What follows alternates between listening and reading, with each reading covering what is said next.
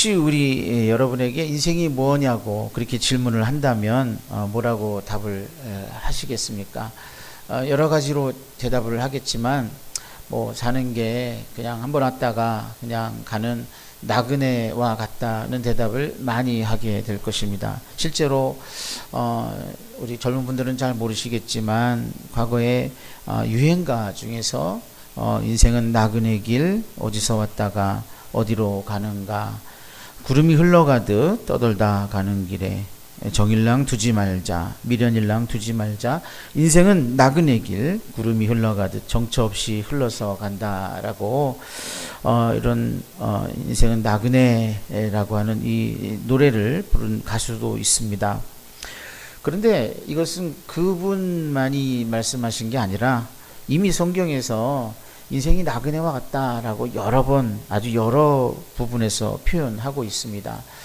우리가 잘 알고 있는 야곱도 바로 앞에서 내 나그네 길의 세월이 130년입니다. 이렇게 고백을 했고, 역대상 29장에도 보면 다윗도 인생을 나그네 길이라고 말했습니다. 시편 39편에는 인생을 객이라고 했고 인생을 손님이라고도 그렇게 말씀하고 있습니다.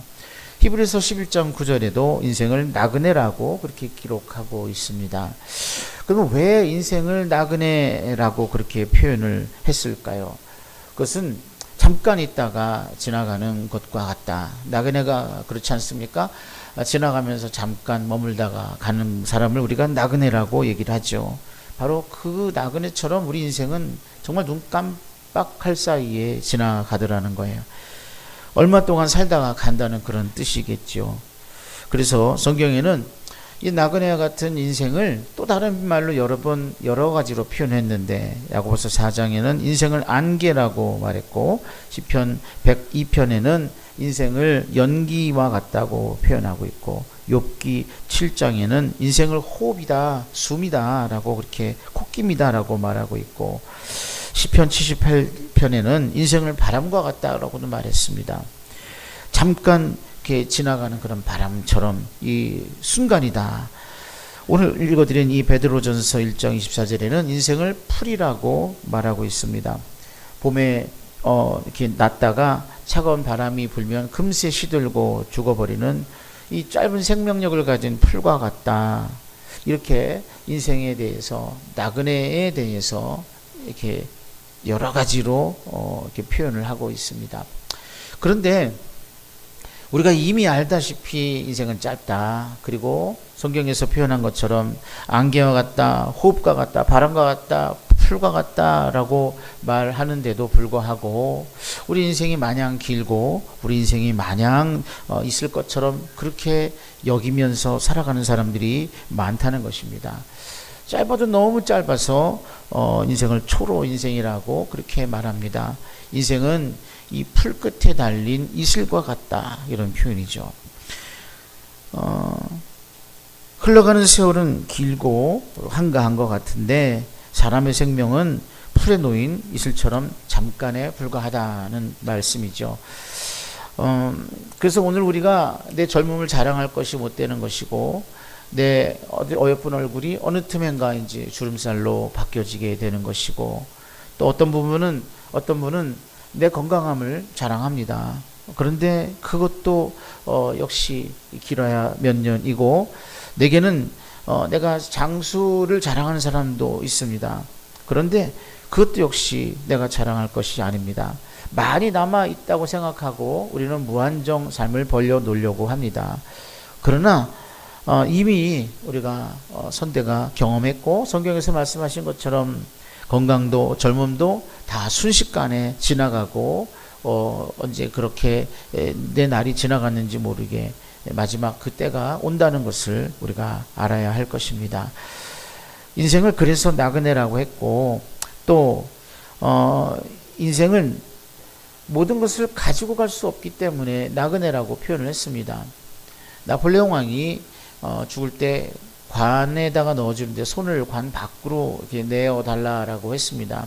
결국 그것은 내가 정말 정복할 데가 없어서 알렉산더 왕이 정복할 데가 없어서 눈물을 흘릴 만큼 그렇게 아주 희망에 있고 야망이 가득 찼던 아주 그런 사람인데도 불구하고 맨 마지막에 죽을 때는 아무 희망이 없어진 그때는 봐라, 내가 수많은 땅을 가지고 있고 수많은 재산과 수많은 병사와 수많은 모든 내 부하를 가지고 있지만 아무것도 가져갈 수 없다라고 하는 것을 빈손을 보여주고 있는 것입니다. 나그네란 이유는 바로 죽을 때 아무것도 가지고 갈 수 없다는 것이죠. 실제로 누가복음 12장에 보면 어느 부자가 농사를 열심히 져서 풍년이 들었습니다. 소출을 많이 얻고 나서 곡간을 짓고 나서 이제 그때서야 야, 내가 이제 올 한 해 이렇게 노력을 했고 이렇게 풍성하게 채워졌으니 야, 이제는 좀 쉬자, 이제는 좀 먹고 놀자, 이렇게 말하는 사이에 하나님이 이렇게 말씀하십니다. 어리석은 자여, 오늘 밤에 내 영혼을 내가 도로 찾으리니 그러면 너의 예비한 것이 다 누구 것이 되겠느냐. 인간은 한치 앞도 바라볼 수 없고 그래서 바로 내일이 아니면 오늘이 우리 종말이 되어질지도 모르는데도 불구하고 오늘은 여전히 땅을 파고 여전히 땀을 흘리고 여전히 모으는데 급급하더라는 것입니다. 인간의 욕심이 한이 없다는 것입니다. 강물이 흘러넘쳐도 바다는 넘치는 법이 없다는 말이 있습니다. 이처럼 인간의 탐욕도 끝이 없다는 것입니다. 처음에는 전세살이로 시작했지만 그런데 이제 어느덧 내 집을 마련했습니다. 그때만 해도 세상을 다 얻은 것 같이 좋지만 어느 틈엔가 그게 작아 보이고 다른 집에서 화장실이 2개가 있는 게 그렇게 부러워서 그래서 그런 집을 마련합니다. 30평에 살면 50평이 부럽고 50평이 살면 100평이 부럽고 집을 하나 가진 것이 모자라서 2개가 부럽고 2개도 만족하지 않아서 더 많은 다른 것들로 내가 갖고 싶어 하는 것이, 다시 말하면 전에는 내가 요만큼만 해도 만족했고 요만큼만 있어도 정말 내가 부러울 것이 없겠다라고 생각했지만 근데 누리다 보면 살다 보면 내 어떤 그 부의 기준이나 내 만족의 기준이 점점 높아진다는 것입니다. 그래서 이 인간의 이 탐욕의 구멍을 메울 길이 없습니다. 그래서 인간은 그냥 내버두면 그 탐욕을 메우느라 욕심을 따라서 끝까지 움켜쥐며 살아가려고 하는 것이 인간의 속성이라고 하는 것입니다. 우리가 하나님 말씀을 알지 못하면, 우리가 하나님을 통하여서 세상의 이치를 알지 못한다면 나누는 것도 불가하고 희생하는 것도 불가하고 헌신하는 것도 전혀 있을 수 없는 것입니다. 사람은 그만큼 악하고 그만큼 욕심이, 탐심이 잉태하여서 죄를 낳고 그 죄가 장사를 사망에 이르는 것조차 알지 못하고 계속해서 그 속에서 살아가려 하기 때문입니다. 나그네라 했던 이유는 우리가 세상을 떠날 때 아무것도 가져갈 것이 없다, 가져갈 수 없다, 그것을 말하고 있는 것입니다. 어느 분이 재미난 말을 했습니다. 돈이라고 하는 것은 돌아야지, 생명력이 있어서 나도 살고 남도 살게 되는 것이지 돈을 쌓아두기만 하면 결국 자기를 돌게 한다, 이렇게 말하고 있는 사람도 있습니다. 예전에 어느 부자가 땅이 너무 많아서 그 주변 일대에 자기 땅을 밟지 않고는 그 동네에 들어갈 수 없을 만큼 많은 땅을 가진 부자가 있었는데 안타깝게도 초로에 이 깊은 병이 들었습니다. 의원에게 아무리 보여도 병이 낫지 않고 점점 깊어만 가고 좋다는 약초와 산삼까지도 다 다려 먹었지만 결국 죽는 날이 왔습니다. 그 부자가 죽는 순간에 자녀들을 다 모아놓고 하는 말이 내게 있는 이 모든 토지, 모든 문서들을 다 가지고 와보라 그랬습니다. 그래서 그 문서들을 하나씩 하나씩 보더니 가슴에 끌어안고 눈물을 흘리다가 숨을 거두었다는 것입니다. 인생이 너무나 허무한 것은 우리가 죽을 때는 그런 어떤 문서 하나 또는 금덩이 하나, 동전 한 입 가지고 가지 못한다는 것입니다. 결국은 나그네라고 하는 이유는 그 모든 것을 두고 가야 되기 때문입니다. 나그네의 짐을 우리가 아시죠? 금방 있다가 금방 옮겨가야 되는 그 사람은 짐이 없습니다. 정착해서 사는 사람들은 장롱이며 옷이며 살림살이며 세간이며 엄청나게 이것을 쌓아놓고 살아야 되지만 나그네는 매일매일 그냥 옮겨야 되기 때문에 짐이 없습니다. 가지고 갈 수 있는 것이 없습니다. 그래서 나그네 인생은 뭔가를 만들고 쌓아놓고 뭔가를 하는 것이 없습니다. 옮겨야 되기 때문입니다. 우리 인생이 그와 같은 나그네와 같습니다. 아무것도 가져갈 수 있는 것이 없는 나그네인 것입니다. 또 세 번째로 나그네라고 하는 이유는 그 여행을 마치는 때가 온다는 것입니다. 꽃이 피는 날이 있으면 지는 날이 분명히 있을 것이고, 인생도 태어나는 날이 있으면 또 반드시 죽는 날이 오게 되는 것입니다. 그래서 성경 히브리서 9장에는 한번 죽는 것은 사람에게 정하신 것이요 그 후에는 심판이 있으리라고 했습니다. 그래서 인생은 나그네입니다. 어느 곳에 머물 수 없고, 또 인생은 늘 그렇게 뭔가 빌려 쓰면서 뭔가 잠시 머물다가는 하숙생과 같은 그러한 인생이 바로 우리의 삶입니다. 어느 날인가는 떠나야 되고 어느 날인가는 바로 죽는 날을 맞이해야 하는 것입니다.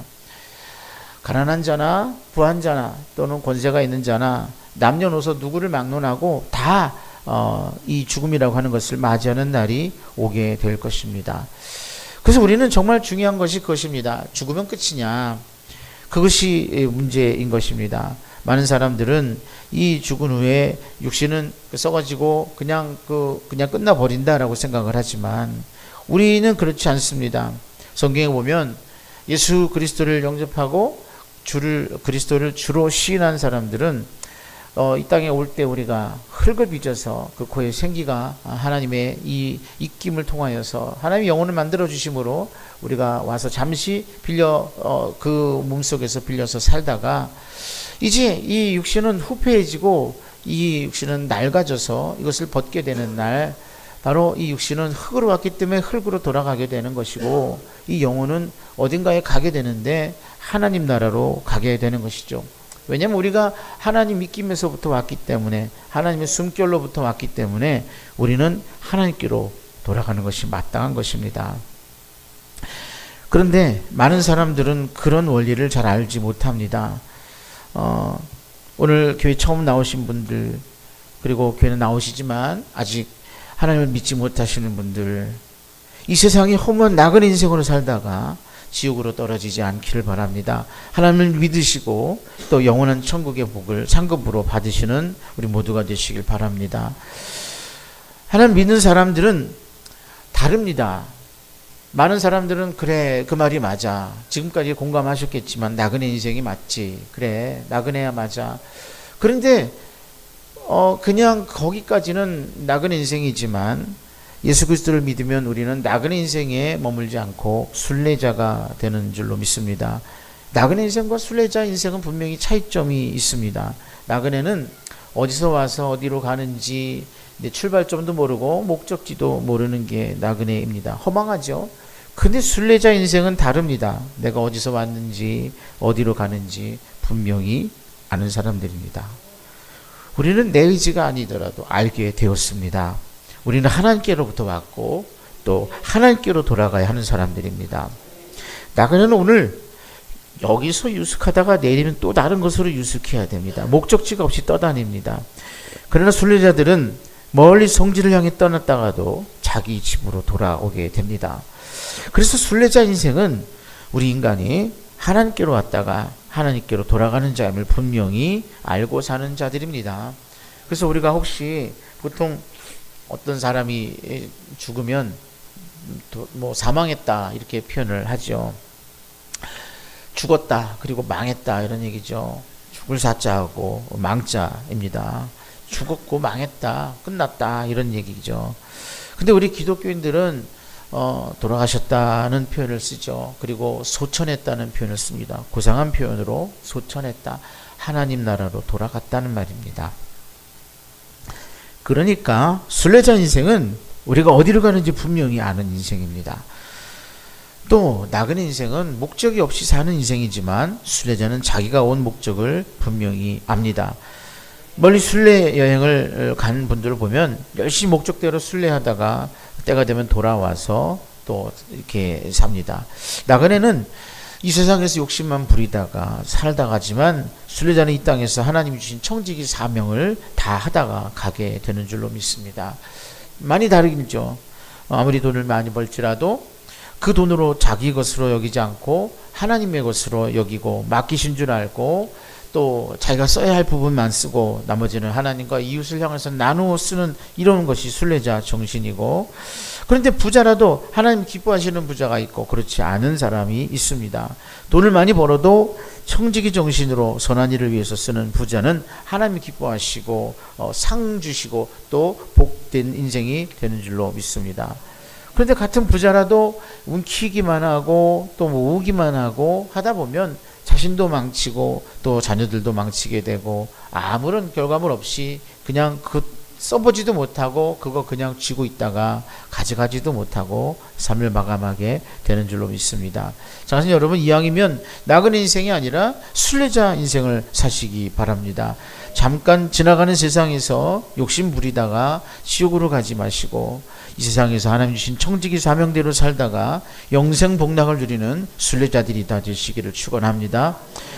순례자 인생을 살려면 약속을 믿고 따라야 합니다. 우리가 사회에서 통장이나 또는 계약서나 이런 부분들이 왜 중요하냐면 그것은 약속이기 때문입니다. 그리고 그 약속은 분명히 이행돼야 하는 것이죠. 계약서나 또는 이 통장이나 이런 부분들 인해서 그것이다, 확실히 계약이 됐다라고 하는 것을 우리가 서로 신뢰하는 것처럼 하나님과 우리 사이에서도 이 계약서, 약속이 존재합니다. 그 약속은 바로 성경 말씀입니다. 이 성경을 구약, 신약으로 이야기합니다. 오늘 보면 24절에서는 인생은 풀의 꽃처럼 허무한 날이 오지만 25절에 보면 오직 주의 말씀은 세세토록 있도다. 우리가 예배 처음에 말씀 읽으면서 고백한 것처럼 오직 주의 말씀은 세세토록 있도다. 천지는 없어질지라도 인생의 풀의 꽃처럼 험한 날이 오게 될지라도 오직 주의 말씀은 세세토록 영원토록 있게 되어질 것을 우리가 고백했는데, 이렇게 영원토록 변치 않는 하나님의 말씀, 이것이 우리에게 주신 약속입니다. 다른 것은 다 변할지라도 심지어 인간들끼리 행했던 약속이나 계약서나 이런 부분들이 나라가 바뀌고 전쟁통에 또는 어떤 이유가 있어서 그것이 쓸모없게 되어지는 때도 생겨날 수 있겠지만 하나님과 우리 사이에서 하나님께서 행해 주신 이 말씀, 이 계약은 영원토록 변하지 않는다는 것입니다. 하나님께서 우리를 자녀 삼으시고 하나님께서 우리의 아버지가 되어주신다고 하셨던 이 말씀도 우리에게는 성경에 이미 그것은 다 쓰여져 있는 것이고 이미 확인되어진 그 말씀을 통해서 그것은 효력을 발휘해 주시는 것입니다. 우리가 그것을 변개치 않고 우리가 우리 믿음을 잃지 않는다면 그것은 영원히 유효하게 되는 것이죠. 천국에 가는 그날까지 그 약속을 믿고 붙들고 살아간다면 그 말씀은, 그 약속은 그대로 이행이 되는 줄로 믿습니다. 성경에는 많은 약속들이 나옵니다. 그래서 그 약속들은 우리에게 굉장히 유용하고 유익된 말씀이죠. 그래서 그것을 복음이라고 얘기하고 복된 소식이라고 말씀하고 있습니다. 그 복된 소식이 무엇이냐, 어떤 약속이 담겨 있느냐, 그것은 바로 예수님의 십자가 피만 믿으면 무슨 죄든지 용서해 주신다고 하는 약속입니다. 우리가 만일 우리 죄를 자백하면 저는 미쁘시고 의로우사 우리 죄를 사하시며 우리를 모든 불의에서 깨끗하게 하실 것이라고 약속하셨습니다. 하나님, 우리가 어찌 살아왔든지 또 어떤 삶을 가지고 있든지 지금, 바로 지금 우리 하나님의 그 약속을 믿고 우리 죄를 고백하고 우리 죄를 자백하면 하나님께서 그를 어여삐 여기시고 덮어주시고 모든 불의에서 깨끗게 하신다고 했습니다. 사실 여러분, 우리의 지나온 심령들, 지나온 시간들이 예수님과 함께하지 못했던 그런 시간들이어서 우리가 꼼짝없이 이대로라면 우리가 어느 날 우리 주님 오실 그날에 우리가 심판을 맞이하겠구나라고 생각이 되어지시는 분들은 오늘 이 시간에 우리 죄를 자백하시고 지나온 삶의 모든 순간들을 온전히 하나님을 의지하지 못했던, 그리고 선하게 살지 못했던 그런 모든 죄의 부분들을 자백하고 하나님의 용서와 도우심을 구하시기 바랍니다. 분명히 성경의 말씀에서 우리 죄를 사하시고 모든 불의를 깨끗하게 하신다고 했습니다. 우리 죄를 자백할 때 일어나는 일입니다. 하나님 앞에 고백하시고 나는 죄인입니다. 죄인으로 살았습니다. 그러나 우리 주님, 그러한 불의하고 깨끗하지 못한 나를 고백할 때 받아주시고 깨끗게 하시고 용서하시고 천국으로 인도해 주신다고 하는 이 말씀을 믿고 의지하고 나왔사오니 하나님 오늘 그리하여 주옵소서. 내가 그 사람 되게 하시고 내게 그러한 역사가 이제부터 나타나게 하여 주옵소서. 이렇게 고백하실 수 있는 용기와 결단이 있으시기 바라고, 또 순례자 인생을 살려면 우리 예수님이 우리의 구주인 줄 믿어야 합니다. 그렇게 되면 우리 영이 깨끗해지고 우리 영이 살게 되는 것이죠. 사실은 아담과 하와를 만드셨고 그들이 하나님과 함께 영원히 영생을 얻게 될 낙원이었습니다. 그런데 불순종함으로 인해서 하나님의 말씀이 아닌 사단, 마귀의 이 속삭이는 이야기를 듣고 나서 마음이 흔들리고 하나님 의심하게 되고 하나님 원하는 그런 말씀을 듣지 않았던 아담과 하와는 결국은 하나님께서 그렇게 행해 주신 그 계약이 깨어져 버리게 되고 그것을 이행하지 못함으로 그들은 땅으로 쫓겨나게 되고 결국은 죄가 가로막혀서 그것이 원죄가 돼서 그 후손인 우리들도 역시 죄를 가지고 잉태하게 되어진 것이죠. 그때부터 영혼들이 죽었던 것이죠. 영혼들이 죽었고 사단의 그런 조종을 받게 되고 사단의 미혹을 받게 되고 사단에 이끌려서 사단이 결국은 들어가야 할 그 지옥의 심판대에 우리 사람들이 같이 휩쓸려서 들어가게 되는 것이죠. 사단은 거짓말장이기 때문에 거짓의 아비이기 때문에 마치 제가 하는 그런 모든 말과 모든 그런 생각들이 진실인 양 우리를 호도하고, 그래서 하나님 말씀이 아닌 사단의 말씀에 이끌려서 사단의 가치에 이끌려서 우리가 살다가 열심히 땅의 것 바라보고 살다가 사단의 무덤으로 같이 휩쓸려가게 그렇게 만드는 것입니다. 그러나 하나님께서는 당신의 백성들이 그렇게 사단에게 휩쓸려서 무덤으로 끌려가는 것을 너무나 가슴 아파하셔서 당신의 독생자 아들 예수를 대신 죽게 하시고 대신 죄의 값으로 주시고 우리를 깨끗게 하시고 사해 주셨습니다. 하나님이 세상을 이처럼 사랑하사 독생자를 주셨으니 이는 그를 믿는 자마다 멸망치 않고 영생을 얻게 하려 하심입니다. 그래서 하나님께서 우리 영을 살게 해 주신 거죠. 영생을 얻게 해 주신 것입니다. 하나님께서 우리의 이 육신, 우리 육신 살다가 없어진 이 육신은 정말 근본적으로 관심이 없습니다. 어떻게 해서든지 우리 영이 죽은 그 영혼이 다시 살아서 천국에까지 안전하게 인도함 받게 되기를 소원하시는 것입니다. 세 번째로 예수님을 믿고 영접하는 자는 천국으로 보내신다고 했습니다. 내가 진실로 너에게 이르노니 내 말을 듣고 또 나 보내신 이를 믿는 자는 영생을 얻었고 심판에 이르지 아니하나니 사망에서 생명으로 옮겼느니라 그랬습니다. 다 지옥 갈 수밖에 없는 죄인이지만 하나님이 우리를 사랑하셔서 멸망을 심판을 면하게 하시고 천국 가는 길을 열어주셨습니다. 그 길은 예수님이시죠. 그 예수님의 그런 특별한 은혜를 통하여서 우리가 영생을 얻게 되었습니다. 또한 그뿐만 아니라 이 땅에 사는 동안 특별히 우리를 보호하시고 우리의 길을 인도해 주시고 우리에게 능력을 주셔서 죄를 이기는 능력, 또 하나님의 뜻대로 사는 생활, 청지기 사명을 감당할 수 있는 순례자 인생을 살게 해 주셨습니다.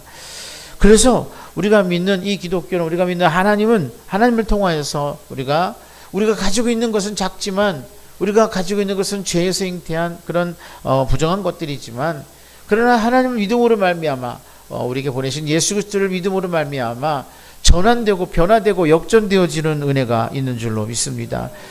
구원의 은혜가 있는 것이고 천국의 은혜를 더해 주셨고 하나님의 자녀로 우리를 세워 주셨습니다. 하나님의 은혜는 바로 그것입니다. 우리가 예수님을 의지하고 예수님을 인해서 우리에게 행해 주신 그런 모든 부분들을 믿음으로 고백하며 나아갈 때 우리 인생은 더 이상 나그네가 아니라 순례자의 인생으로 바뀌어지게 되는 줄로 믿습니다.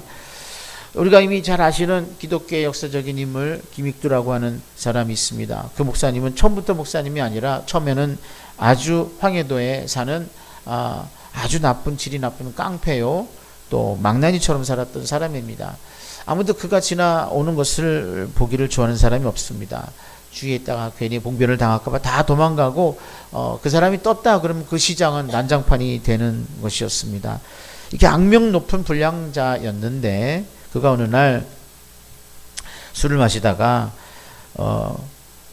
여자 외국인 선교사가 그에게 전도지를 주었습니다. 그리고 예수를 믿으라고 그렇게 복음을 전했습니다. 그러자 그는 이 장난기가 발동해서 그 전도지를 받아서 코를 풀었습니다. 그리고 그 종이를 돌려주면서 그 선교사를 희롱했습니다. 그러니까 그 선교사가 잘 되지도 않는 한국말로 청년 그렇게 하면 코가 썩어요. 근데 이 말이 신기하게 들렸던 거죠. 큰 감동과 두려움이 같이 오게 됐고 결국은 알 수 없는 신비한 마음으로 교회에 나오게 되었다고 하는 거죠.